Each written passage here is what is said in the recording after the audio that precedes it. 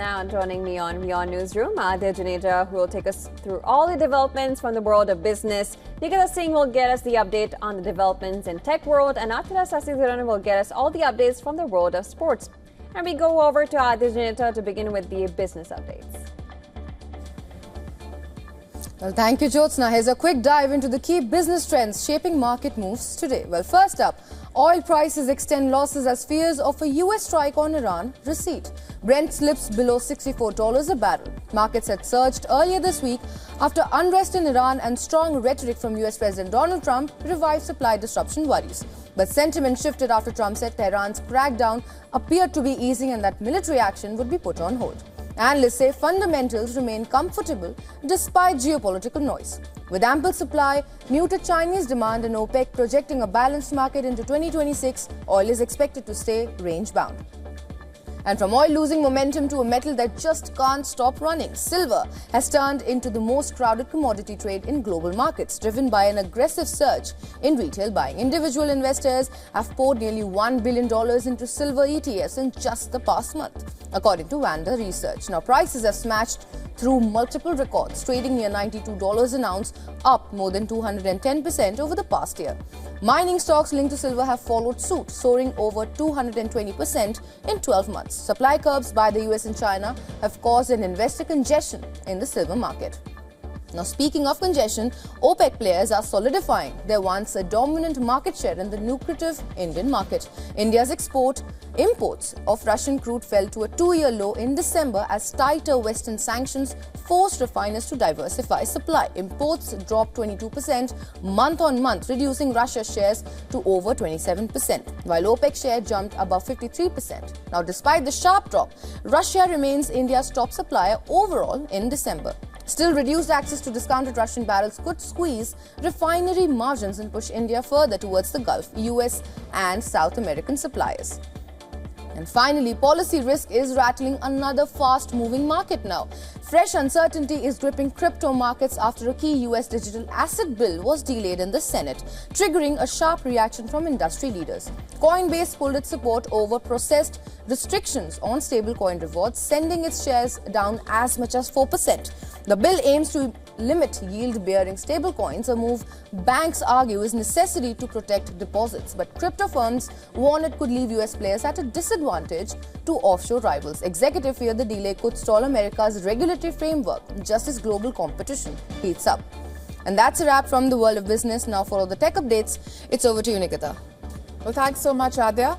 First up, Amazon's AWS launched a new cloud service located entirely in Europe, addressing user concerns about the data security delivered by mainly US-based providers by offering the continent's own independent alternative. Now, the AWS European Sovereign Cloud's data centers are physically and legally separate from the US-based company's other servers, the world's largest cloud provider said. Now, this will allow the cloud to operate even if the European Union were disconnected from the internet or the United States were to prohibit software exports. Next up, India has issued a final warning to Apple in its App Store antitrust case, saying it will proceed unilaterally if the company fails to respond. Now, a confidential order from the Competition Commission of India, or CCI, shows Apple has delayed replies to investigators for more than a year, despite repeated extensions. The CCI has warned it will move ahead if Apple does not submit its objections and financial details by next week. Apple could face a fine up to $38 billion after investigators found it abused its dominant position in the App Store market. And finally, according to Philippines Secretary of Information and Communications Technology, Henry Aguda, the country is moving to block Elon Musk's AI chatbot Grok amid concerns that it can generate sexualized images, including content that may pose risks to children. The government's Cybercrime Investigation and Coordinating Center is working with the National Telecommunications Commission to restrict access to the tool. Aguda told a press briefing that Grok's presence in the Philippines is still limited compared to other AI platforms such as ChatGPT and Claude, but added that the issue is expected to be resolved within the week. Well, that's it from the world of tech. Now my colleague Athra would be taking you through some sports updates across the globe. Over to you, Athra. Thank you so much, Nikita. Here are the top sports stories we're tracking for you at this hour. We'll begin with tennis first, where Carlos Alcaraz has said that his main goal this season is to win the Australian Open and complete a career Grand Slam. The 22-year-old will bid to add the Melbourne title to his already 2 Wimbledon titles, 2 French Open and 2 US Open crowns. If Alcaraz wins in Melbourne, he will become the youngest player to complete a career Grand Slam. But remember, Alcaraz has never gone past the quarterfinals at the Australian Open. He will begin his campaign against local player Adam Walton. Swiss legend Roger Federer is among those hoping Alcaraz can win the first Grand Slam of the season. Speaking of Federer, the Rod Laver Arena was packed on Friday as the 20-time Grand Slam champion took to the court in Melbourne for the first time since 2020. Federer was training with Casper Ruud ahead of the guest appearance during Saturday's opening ceremony. The first ever Australian opening ceremony will feature a doubles exhibition match. Federer, alongside Andre Agassi, Patrick Rafter and Leighton Hewitt, will take part in it. The main draw will begin on Sunday, that is the January 18th. Over in football now, Barcelona avoided an upset a day after Real Madrid flattered in the Copa del Rey. The holders scored 2 second-half goals to edge past Racing to reach the quarter-finals. La Liga leaders found the going tough against the second-tier opponents in the first half.